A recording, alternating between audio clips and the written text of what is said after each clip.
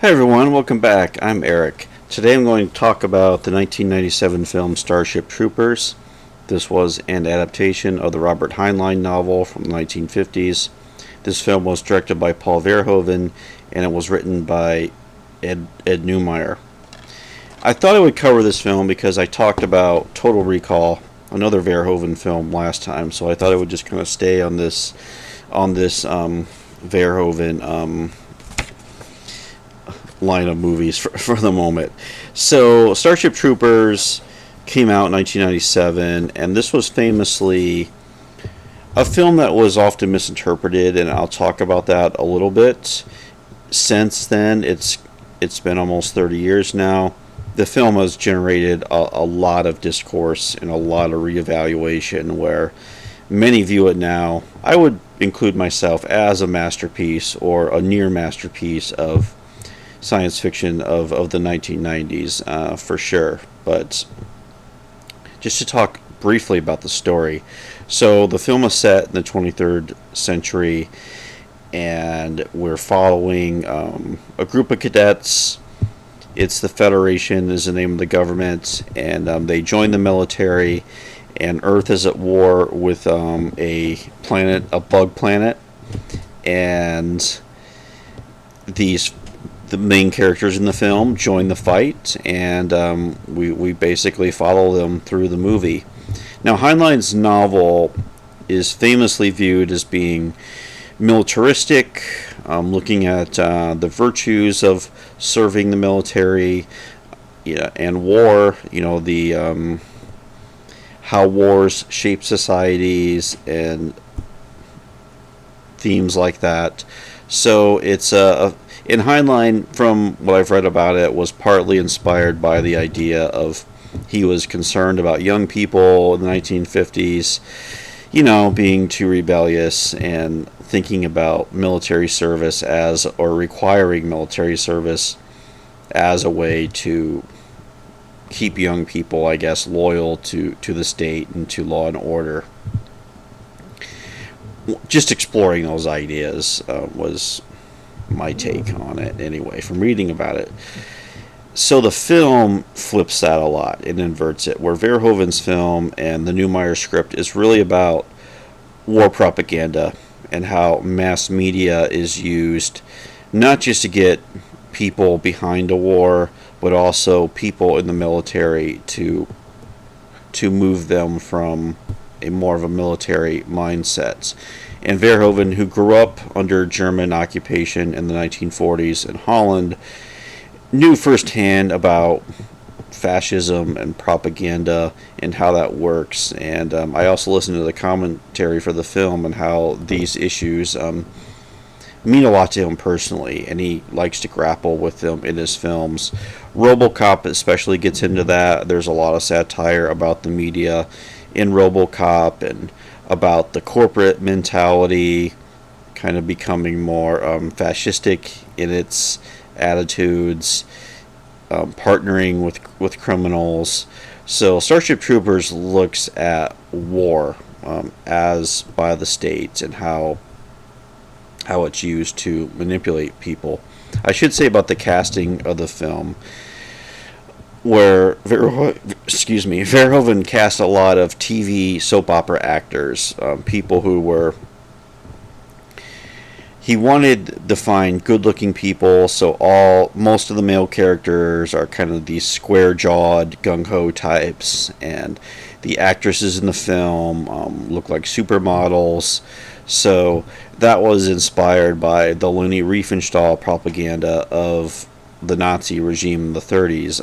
The film like Triumph of the Will, which is considered one of the more effective uses of propaganda in cinema, and just focusing on beauty and the state and symbolism and loyalty, things like that. So yeah, Triumph of the Will remains a film made in service of one of the most evil causes ever, but is still studied as an effective idea of using cinema as a form of propaganda. So that's one thing to keep in mind watching Starship Troopers. And this film is in conversation with so many films that came before it. A lot of war films, the use of imagery, how combat has been portrayed in war films. But I also think a lot of films that came after Starship Troopers were inspired by it in some ways too. I mean, I should say, like, the battle scenes in this film are very graphic for its time, where we see bodies being maimed. We see characters we've got to know die in some really horrific ways. And in some ways, that might have been jarring for audiences then. Of course, we would get Saving Private Ryan the year later in 1998, which would about the invasion of Omaha Beach in Normandy, and is often seen as the most realistic and brutal depiction of warfare, World War II warfare. But Starship Troopers, in some ways, was onto that a little bit before Private Ryan. Of course, Verhoeven takes a more absurdist and more cartoonish approach to violence, but his violence is always graphic, nevertheless. So, and back to the story in the film, where they've joined the military, the main characters, and there's an attack on Earth. They believe the bugs have launched a asteroid at Earth, which destroys a major city, which is the galvanizing event that leads to this massive conflict. Okay, I should mention we're not even sure if the bugs were behind this attack on Earth. Maybe not, but we don't know. But once again, another film that, 9/11 was just a few years away, and I mean, as someone who was around, a young person, when 9/11 happened, and to watch a society go from overnight get into this more militaristic mindset just by one inciting event. So if this film had come out after 9/11, it might have played differently. But when this film did come out in the late 90s, it was a relatively peaceful time. The economy was good. People were, the big news stories were these frivolous scandals, and there wasn't a ton of things, big historical things happening in 1997. But so this film really came out at an interesting time where it's really thinking about war cinema and the entire 20th century, but also would, I think, be prophetic in a lot of ways about the course of the 21st century. But so they go to war, they invade the bug planet, and it goes horribly wrong. The invasion is a big failure, and which leads them, they have to regroup and they have to change strategy. And by the end of the film, we're told we've reached a turning point in the war after they capture one of the important bugs, so the brain bug. But we're not sure, though. The film ends on a note where everyone is rushing off to war, off to another campaign, off to another battle, as if we're in this war that might not ever end.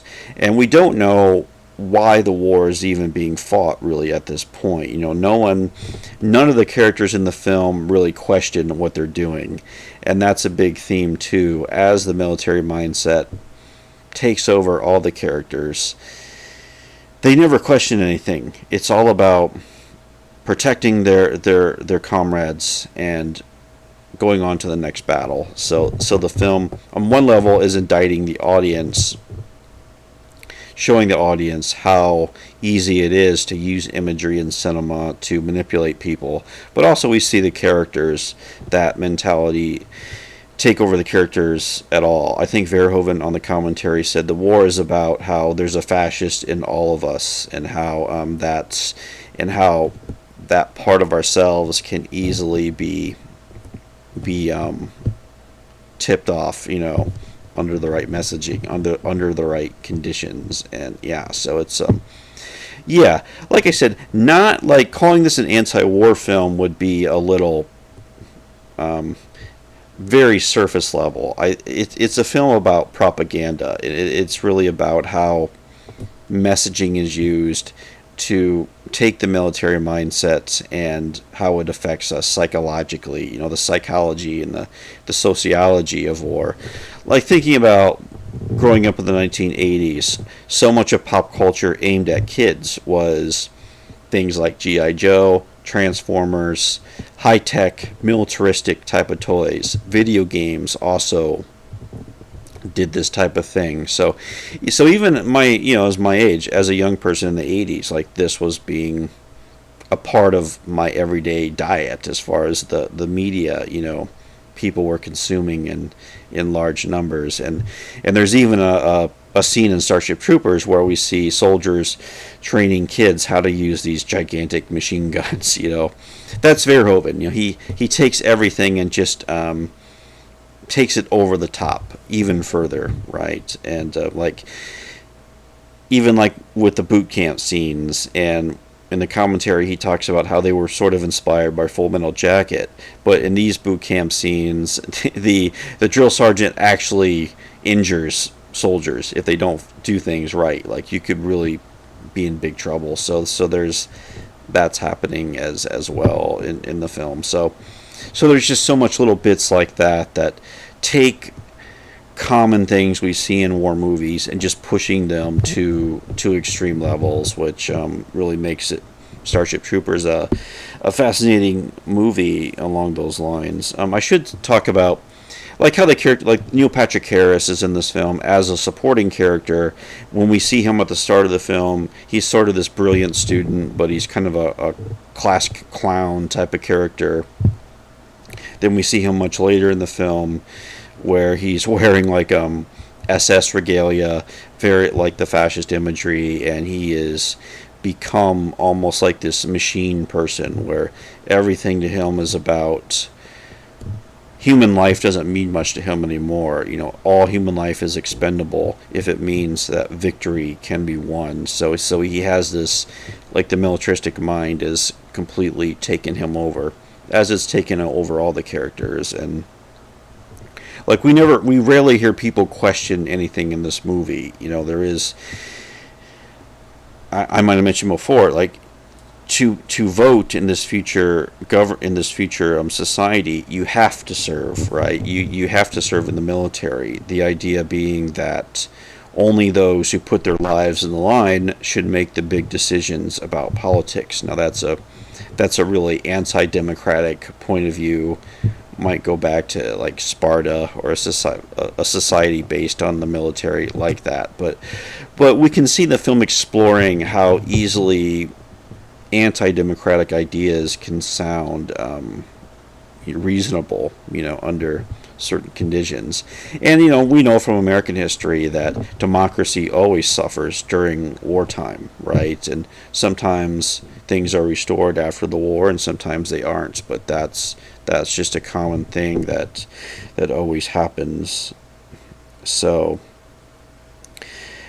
as far as this film's influence, I think today in the 21st century, I mean, clearly we're bombarded with propaganda, influencers, messaging all the time these days.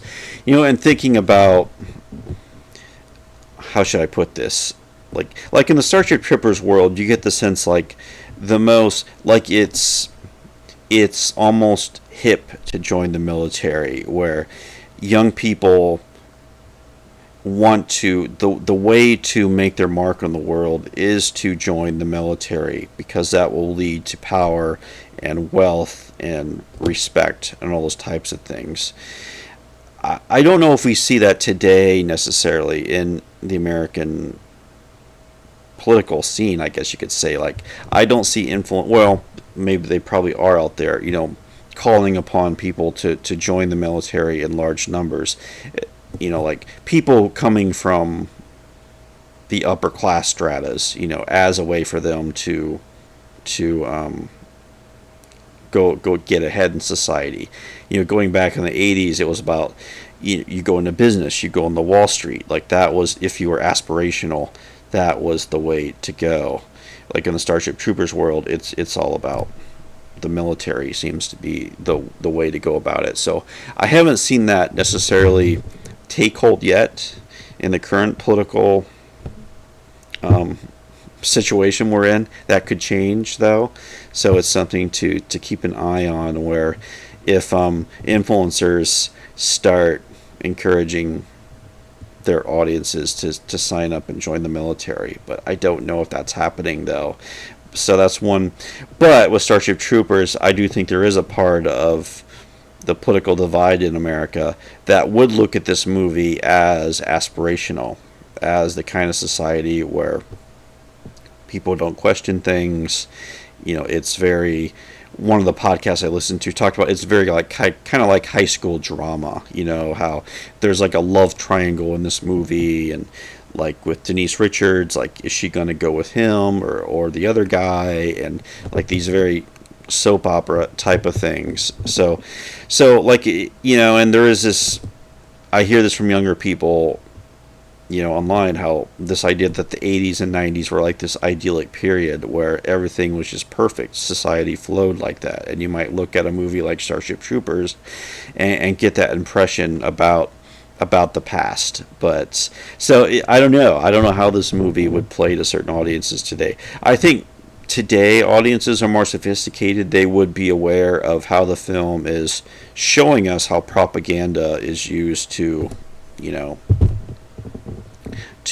control the masses and lock people into certain points of view. So yeah, the film is great for that. This film can lead to discussions just about war movies, about propaganda, about the state of politics then, the state of politics today, society's attitudes about militarism and the military. So you can just go into so many different directions as far as the issues this film raises in its story. So, but I do like the cast of this film. I think the film was perfectly cast, and it really worked well on that level. So yeah, it's a film that really it's done in this really cinematic way, but it's really forcing the audience to kind of interrogate themselves as they're watching, and I think that's what a good movie should do. I mentioned other films that I think would go along well with Starship Troopers. I think I mentioned Saving Private Ryan would be one film. Another film that came out a year later, Small Soldiers, the Joe Dante film, which I might cover soon, which is kind of alludes to what I talked about earlier with toys, marketing toys to kids that are kind of militaristic and what that means for society. So Small Soldiers will be an interesting companion film as well. Also, I would look to Three Kings, a film which came out, I think, in '99. David O. Russell film with Wahlberg and Clooney, and I think Ice Cube is in the film, which is about the Gulf War in 1991. Once again, not like an anti-war, pro-war type of movie. A movie that's more about the absurdity of war, especially in the age of mass media. So Three Kings is really good. And also Jarhead, which came out in the 2000s with Jake Gyllenhaal. Another movie about the Gulf War, but also explores, I think, the absurdity of war and, the idea of serving in the military in a war that maybe you're not certain about why you're even there in the first place. So there's Jarhead deals with a lot of themes at Starship Troopers. So I think all these films grouped together would make for interesting viewing experience and some good discussions. So yeah, I think I'll wrap it up here. Those are my thoughts on Starship Troopers. I'm a big fan of this movie. I think it's I would highly recommend it, and but also think about some of those other movies I mentioned too that were maybe in conversation with it on some level. So yeah, thanks for watching. Let me know if you have thoughts on this film, and other than that, take care, and I will talk to you later.